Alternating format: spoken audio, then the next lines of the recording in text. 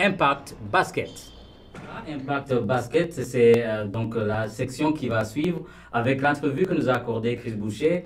Une entrevue qu'on avait cherchée pendant longtemps, il n'était pas disponible, et on a reporté plusieurs fois. Et finalement, on l'a eu. On nous a accordé une petite place dans la Scotiabank Arena où je suis parti avec une équipe de tournage, une personne avec la caméra, pour nous entretenir avec Chris Boucher. Et j'avais une surprise que j'avais réservée à Chris Boucher parce que, en tout cas, vous allez voir, vous allez écouter, et puis sa réaction par rapport à ça. Et l'idée, c'était justement de poser la question à Chris Boucher, de revenir sur sa carrière, ce que le basket représente pour lui. On sait que il a eu une jeunesse très difficile avec la famille, il a été même dans la rue, et le basket est venu pour un peu sauver sa vie d'une certaine manière. Donc on est revenu sur ça, et puis on a parlé de sa fondation et de l'impact qu'il veut avoir chez les jeunes. Donc je vous demande d'écouter et de regarder Chris Boucher dans Impact Basketball.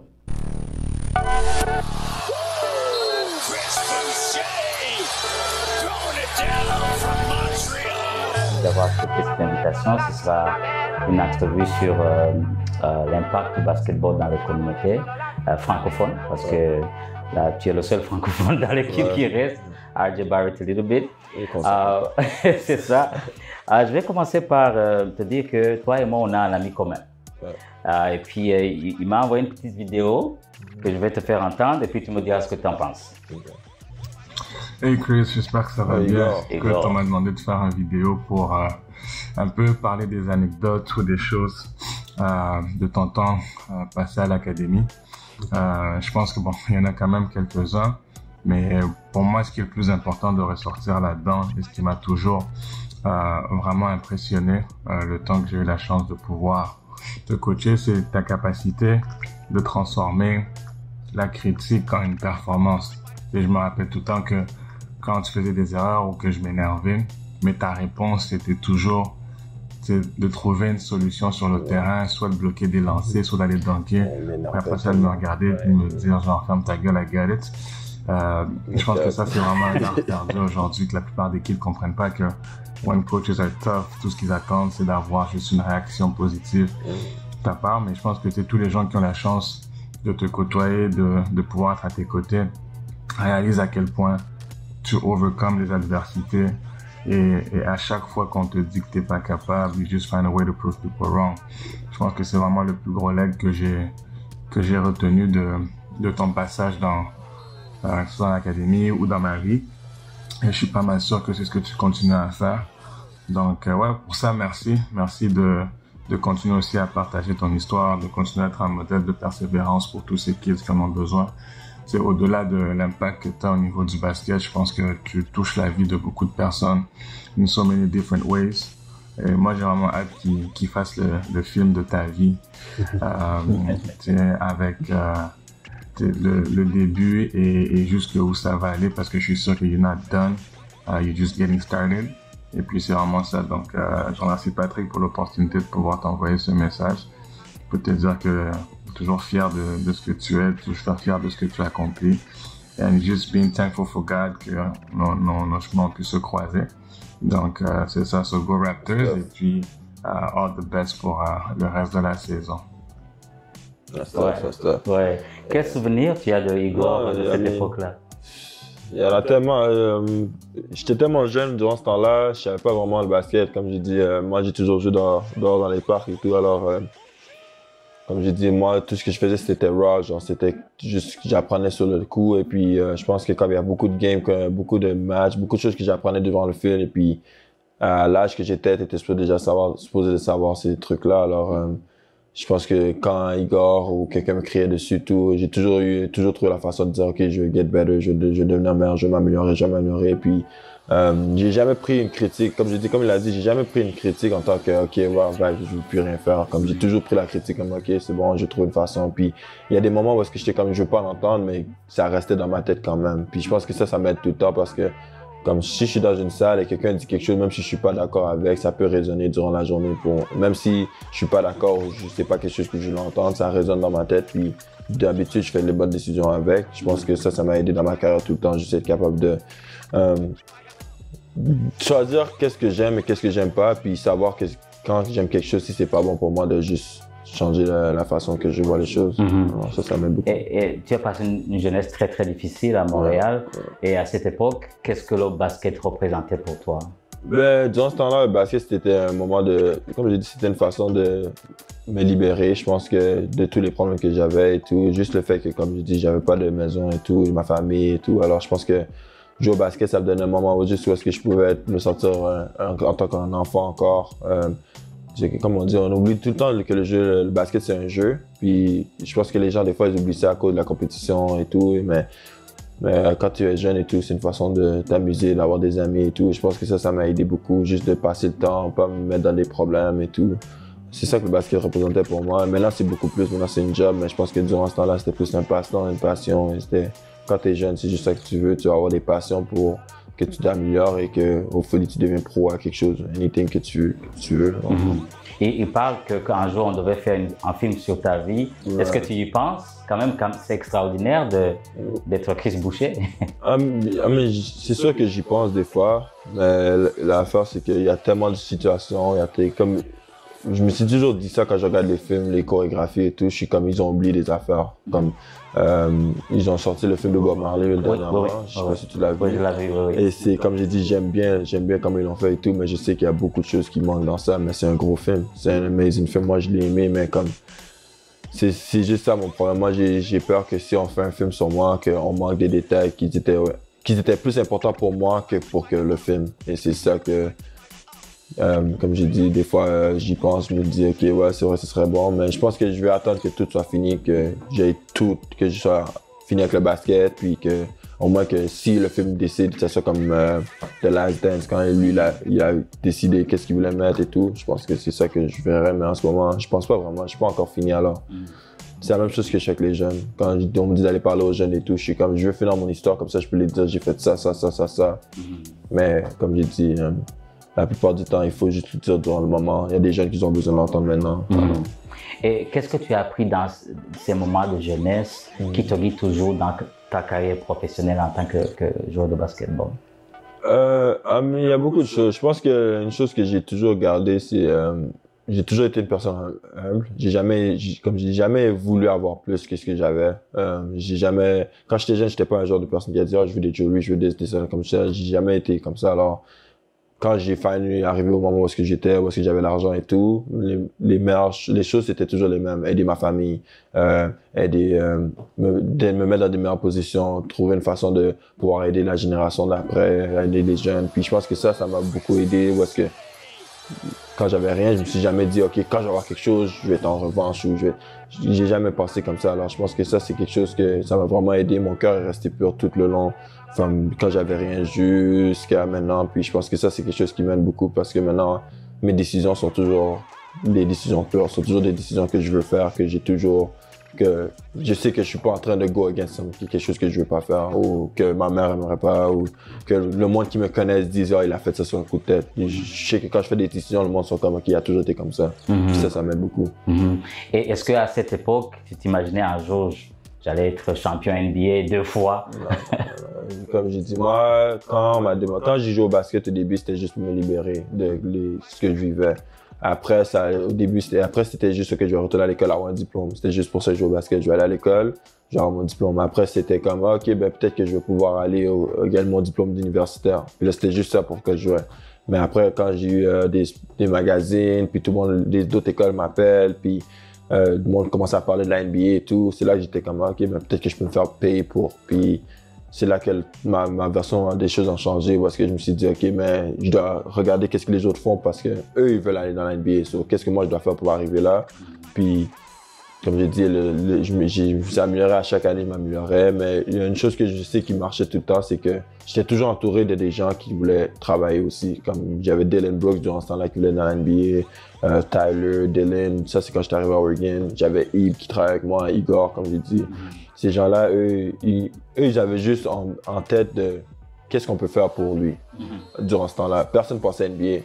Alors, je pense que ça m'a toujours aidé parce qu'on n'avait jamais set un goal aussi haut. Alors, quand on est arrivé là, c'était comme, ok, on est là maintenant. Ça n'a jamais été comme quelque chose qu'on a toujours chase. Parce que je pense qu'une chose que ça fait, c'est si tu voulais toujours chase, quand tu arrives là, tu sais d'autres. Tu te dis, ok, je l'ai fait. Mais si, quand t'as pas de but, puis tu fais juste arriver, tu continues à toujours climb, c'est juste, d'habitude, c'est comme ça que tu arrives le plus loin possible. Et qu'est-ce que ça fait d'être Canadien, francophone, à Toronto, jouer pour les Tu reçois beaucoup d'amour. Je pense que ma première année, quand je suis venu ici, je l'ai vraiment senti en tant que le seul Canadien dans l'équipe et tout. Ça m'a vraiment donné un boost, comme je dis, beaucoup de support. Mais je pense que la meilleure chose, c'est juste être à la maison. Je pense que j'ai grandi au Canada, alors c'est juste... J'ai fait beaucoup de trajets. J'ai été au New Mexico, au Wyoming, j'ai été à Oregon, j'ai été à Californie. Alors, juste revenir au Canada, ça fait du bien parce que j'étais parti depuis de 18 ans, au moins jusqu'à 23, 24. Alors, ça fait du bien pour revenir à Montréal, voir le support, ouvrir la télé, voir des canaux que j'avais déjà avant, avoir ma mère à 1 heure d'ici. Je pense que ça a vraiment aidé. Est-ce que la langue française, tu la vis au quotidien? Parce que à Toronto, c'est majoritairement anglophone, les joueurs ne parlent pas français. Mais, moi, j'ai été chanceux. Ma première année, j'avais Serge et Pascal qui parlaient français, alors je parlais toujours français avec eux. Ma deuxième année, j'avais encore Pascal. Pascal, j'ai toujours eu jusqu'à cette année.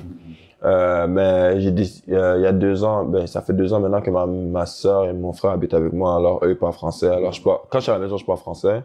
Quand je suis en dehors, je parle anglais. C'est pour ça que des fois, je le mixe en même temps, parce que je parle, puis je suis comme, ok, mais il comprend pas le français ou il comprend l'anglais. Alors, mais je pense que j'ai trouvé une bonne façon de garder mon français quand même. Je pense qu'il y a beaucoup de gens, quand ils parlent aux États-Unis pendant 17 ans, 10, 15 ans, le français n'est plus le même. Puis je pense que ça, c'est quelque chose que je voulais pas perdre juste parce que je pense que ça me représente aussi, juste que je viens de Montréal. Puis je vais être capable de, quand je reviens à Montréal ou quand je parle à des jeunes qui savent que je viens de Montréal. Parce que si moi j'étais un jeune, puis tu me dis que tu viens de Montréal, puis tu arrives, puis tu parles pas français, c'est comme.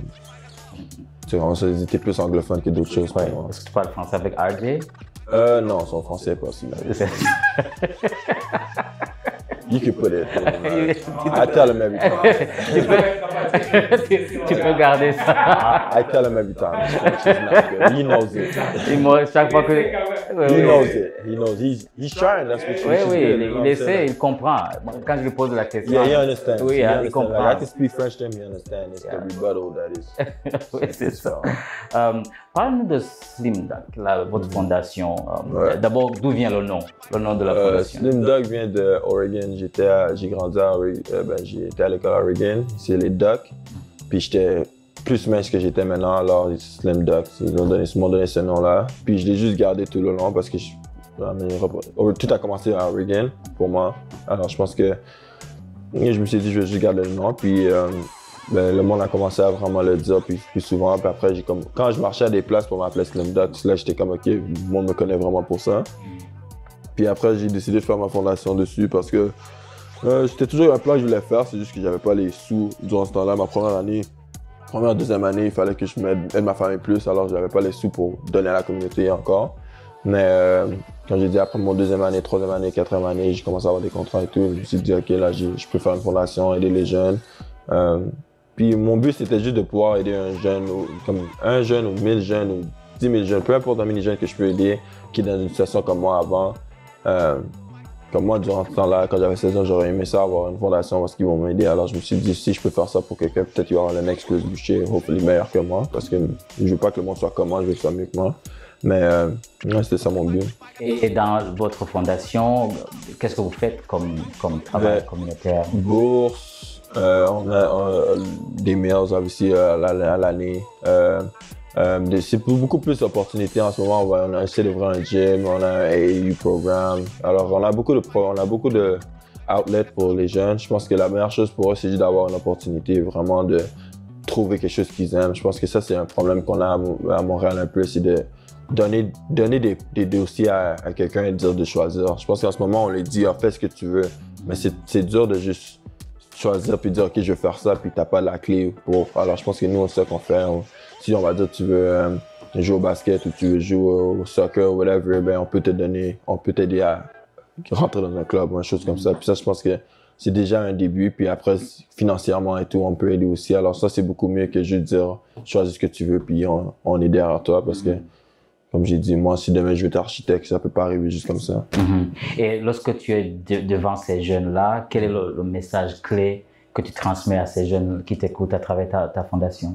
Moi, je l'ai dit, mon premier message, c'est que vous êtes jeune. Comme j'ai dit, moi, j'ai commencé, j'avais 20 ans. Ça, vous avez vraiment plus d'avancée. Je parle à des jeunes qui ont 8, 12 ans, comme leur futur est tellement vaste. Alors, je pense que ça, c'est un des meilleurs messages que j'ai dit. Puis, c'est aussi de dire qu'ils vont avoir une meilleure opportunité que j'ai eue. J'ai une meilleure opportunité que là, beaucoup de gens qui étaient à Montréal durant mon temps n'ont pas. Je pense que les choses changent. Puis, maintenant, on a des joueurs dans la NBA, comme j'ai dit, moi, on a des Max, on a Lou Gantz et tout. Alors, on a des role models pour eux, mais je pense que c'est bon d'avoir des gars qui veulent actually essayer. Puis, je pense que nous, on n'avait pas ça. Moi, j'ai dit ça aux jeunes, j'ai dit comme, si, comme j'ai dit, moi, tu travailles avec moi, c'est sûr que je trouve une façon pour t'aider. Même si c'est un peu, tu as déjà beaucoup mieux que ce que tu as. Puis je pense que c'est comme ça qu'il faut une étincelle avant que le feu commence. Puis je pense que c'est ça que je dis aux jeunes tout le temps. Et il y a un ami qui me dit toujours que le basketball, c'est une école de la vie. Ouais. Tu as eu un parcours assez extraordinaire. À tes débuts, on ne savait jamais que tu allais devenir le Chris Boucher. Mais qu'est-ce que ça t'a appris dans ta vie de tous les jours, donc d'être un basketteur, de faire partie de faire ce cheminement que tu as fait? Tu es toujours en contrôle de tes décisions, mais tu n'es pas en contrôle de comment ça va se passer. Je pense que ça, c'est une chose que j'ai appris avec le basket. C'est que tu peux être le meilleur, tu peux être, comme j'ai dit, il y a un point parce que tout le monde parle de toi et tout, mais ça veut rien dire quand ça arrive au moment où c'est la vie. La vie et le basket, c'est deux différentes choses. Puis je pense que tu dois trouver une balance entre les deux. Puis moi, c'est quelque chose que j'ai dû apprendre le hard way parce que quand le basket allait bien, ma vie allait bien. Quand le basket allait pas bien, ma vie allait pas bien. Puis il fallait que je trouve une façon de faire une différence. Parce que comme j'ai dit, je peux avoir une mauvaise game, mais ça veut pas dire quand j'entends à la maison que je dois vivre ce problème. Puis ça, c'est quelque chose que j'ai dû apprendre juste à le fait que je jouais pas des fois, puis tout. Alors, les jours, on va dire si je jouais pas pendant 2 semaines, j'avais une mauvaise énergie pendant 2 semaines à la maison. Puis je me suis dit, eux, à la maison, ils méritent pas ça. Alors, c'est la balance de ça. Quand tu vas au restaurant et tout, parce que t'as pas joué, ça veut pas dire que tu dois être rude à quelqu'un puis tout. C'est des choses comme ça que moi, j'ai dû apprendre, que je me suis dit, c'est pour ça qu'à ce point, maintenant, je suis capable de parler à quelqu'un, je suis capable d'être blessé maintenant et de décider d'avoir une bonne énergie parce que je me dis, à la fin de la journée, quand tu commences à jouer, tu sais que te blesser, c'est une possibilité. Ça fait partie de la game. Pas jouer une game, ça fait partie. Manquer 10 shots, ça fait partie. Il y a beaucoup de choses que tu sais déjà rentrer dans la game, ça fait partie. Il faut que tu trouves une façon de contrôler ça, hein, parce que ça t'en affecte pas ou ça affecte ta vie. Parce qu'après, maintenant, tu laisses ta job pour rentrer à la maison, puis là, la maison, c'est pas bon aussi. Là, maintenant, tu trouves pas de peace dans les deux. Alors, moi, c'est quelque chose que j'ai dû apprendre avec le basket. Dernièrement, les fans te réclamaient. Je ne sais pas si tu as entendu des cris « We want Boucher, we want Boucher ». Qu'est-ce que ça t'a fait d'entendre ça? Mais ça montre le support encore, comme j'ai dit, être un jeune du Canada, Canadien qui joue au Canada, je pense que ça montre comment ils supportent et tout. Aussi, ça montre comme ils aiment qu'est-ce que je montre. Je travaille, comme j'ai dit, je travaille fort. Chaque fois que je suis dans le terrain, je vais à 100%. Je joue comme si c'était ma dernière game à chaque fois. Il n'y a pas un moment donné que tu t'en vas où est-ce que je vais pas essayer de faire quelque chose. Puis je pense que les fans, ils aiment ça. Mais comme j'ai dit, c'est quelque chose que je veux garder. Je veux garder ça en tant que... Je veux que ça soit une marque. Je veux que, comme si un jour, ils veulent avoir un autre joueur, ils peuvent me montrer en tant qu'exemple et dire que c'est ça qu'il faisait, puis c'est ça qu'on a besoin, tu comprends? Puis si je peux livrer ma marque comme ça va marcher. On veut dire comme ça marche déjà. Ça marche déjà.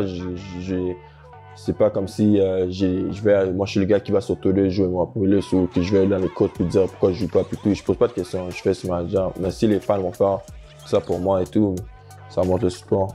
Mais c'est une carrière quand même extraordinaire à Toronto avec 905, les Raptors, vous gagnez. Justement, quel est le meilleur souvenir que tu vas garder de ton temps à Toronto? C'est sûr le championnat. Je pense que juste le fait que j'étais à Golden State, après je me suis fait wave et après on rejoue contre eux et gagné. Ça c'était. Je regardais tous les coachs là, que j'étais avec avant, même si c'est pas leur faute que j'étais fired, je les regardais tous comme j'ai ma revanche, je comprends. Puis c'est pas comme si toute l'année j'étais comme j'espère qu'on les bat. C'est juste arrivé comme c'est arrivé dans le flow de tout. Puis moi j'étais en train de focus dans la NFL, je voulais gagner MVP puis tout. Alors c'est comme je gagne l'MVP et tout. Après je bats l'équipe qui m'a wave et on gagne. Je pouvais plus demander plus que ça. Et d'ici quelques années, peut-être tu vas prendre ta retraite par rapport qu'est-ce que tu aimerais avoir comme impact dans ta carrière? Comment est-ce que tu aimerais que les gens puissent te souvenir de Chris Boucher comme basketteur? Ben, moi, mon but, c'est, avant que je finisse ma carrière, c'est d'avoir, je sais pas si, comment expliquer, mais c'est comme Draymond, il a essaie de faire un spot que dans la NBA, tu veux avoir. Comme tu dis, j'ai besoin d'un joueur comme ça dans l'équipe. Moi, c'est ça que j'essaie de faire. J'essaie de faire un point parce que je peux finir l'année, finir ma saison, ma carrière, puis dire, OK, ça, c'est un type de gars qu'on veut dans l'équipe. Peu importe si c'est un hustle, energy, hard-nosed guy, je voudrais qu'à la fin que ma carrière, ils disent, OK, on a besoin de Chris Boucher dans chaque équipe de la NBA. C'est ça que mon goal. Puis comme j'ai dit, il y a beaucoup de gens qui veulent être le star, superstar, shooting, blablabla. Mais moi, je connais mon rôle. Je sais ce que je peux faire. Puis je sais que ça change une game. Si tu me mets dans la game, ça change la game no matter what. J'ai besoin que ça soit représenté, où est-ce que le monde sache ça, puis que ce soit all around, où est-ce que c'est comme, OK, les Clippers se disent, OK, where can we find a Chris Boucher kid? Ça donne beaucoup plus d'opportunités. Pas pour moi, mais pour d'autres joueurs qui ne shootent pas la balle aussi mieux, qui ne sont pas les meilleurs défendeurs, qui ne sautent pas aussi haut que moi et tout, mais ils ont un motor puis ils vont donner 100%. Si dans la NBA disent, OK, chaque équipe veut un joueur comme ça ou deux joueurs comme ça donne beaucoup plus d'opportunités à tout le monde. Puis je pense que j'ai réussi à faire ça avec les Raptors. Maintenant, quand tu vois, quand quelqu'un joue pas fort ou quand quelqu'un ne donne pas beaucoup d'énergie, tu vois les Raptors sont comme lack of energy, blablabla. Ça, c'est quelque chose que moi, j'ai pu amener ça. Quand tu me vois dans la game, tu te dis, il va amener ça. Puis je veux que ça soit comme plus connu.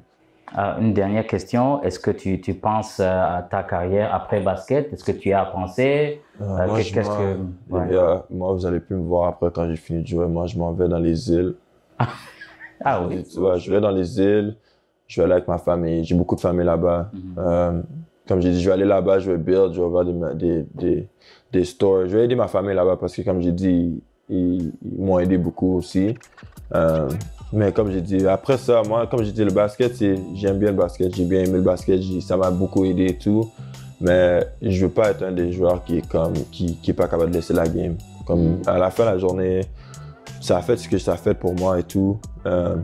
Comme j'ai dit, quand j'ai fini de jouer, je veux vraiment avoir fini. Comme je vais prendre soin de ma famille, enjoy tout le temps que j'ai pas pu avoir avec eux. Puis comme j'ai dit, à la fin de la journée, c'est vrai, je vais revenir des fois, c'est sûr. Les Raptors font un alumni, OK, je vais venir et tout, mais après ça, je retourne directement les îles. Je suis pas un silly guy, j'ai besoin du soleil, j'ai besoin de l'océan, puis... Une carrière peut-être dans les médias, parce que tu avais ton podcast avec Yahoo. Oui, je pourrais faire les podcasts, mais même là, je le ferais. Mon podcast va être à la plage. Je suis pas une personne qui aime l'attention. J'ai jamais été comme ça. Si je vais sortir avec quelqu'un puis tout, ou je suis avec mes amis et tout, comme on va être dans notre coin. J'ai pas vraiment de... Je suis juste pas la personne que je suis. Alors, à la fin de la journée, c'est pas ça que je recherche à la fin. Je sais ce que je veux, comment ma carrière va être finie. Moi, j'ai déjà dit à ma mère, j'ai déjà dit à tout le monde qui me connaît, quand ma carrière est finie, vous n'allez pas me voir dans le monde du basket. Je ne vais pas aller à ESPN essayer d'être un analyste. Non, c'est pas moi. Ah, wow. Yeah. En tout cas, merci beaucoup. Merci c'est vraiment un plaisir. Puis de vous avoir côtoyé tout au long depuis 2019, d'avoir quelqu'un avec qui on peut poser des questions en français. C'est vraiment un plaisir parce que les francophones ont besoin d'entendre leur langue et puis avoir un Canadien francophone dans les Raptors, ça fait que je peux faire ce que j'aime parce que tu es là, Pascal aussi, Serge Ibaka et puis merci beaucoup. Merci. Thanks.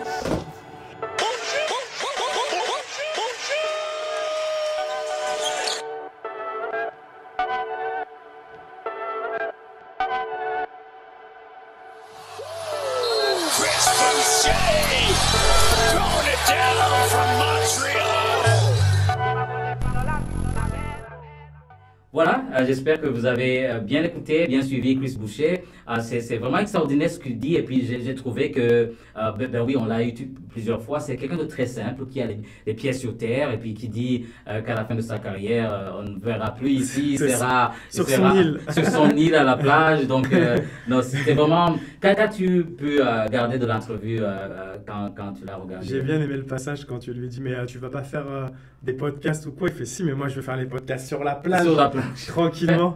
Non, c'était vraiment très intéressant.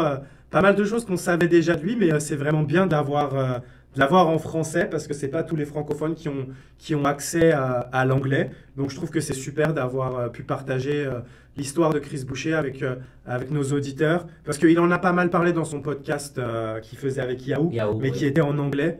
Donc, et puis parfois en français, tu peux aller plus dans les détails quand c'est ta langue maternelle, même si Chris Boucher il est bilingue puisque Sainte-Lucie c'est anglophone. Mais en tout cas, ouais, c'était vraiment très très sympa. Et puis la petite surprise au début, c'était avec trop son cool. coach, son coach donc on a un ami commun, donc le coach qu'il a découvert à Montréal. Donc je lui avais demandé de faire une petite vidéo surprise à Chris Boucher. Puis donc le visage de Chris Boucher quand il l'a vu, donc tu vois, il a reconnu et puis ça a ramené beaucoup de mémoires de sa jeunesse. Et puis c'était vraiment extraordinaire, sa générosité, son temps et puis sa disponibilité. Donc c'était vraiment un plaisir de la voir. Alors pour terminer,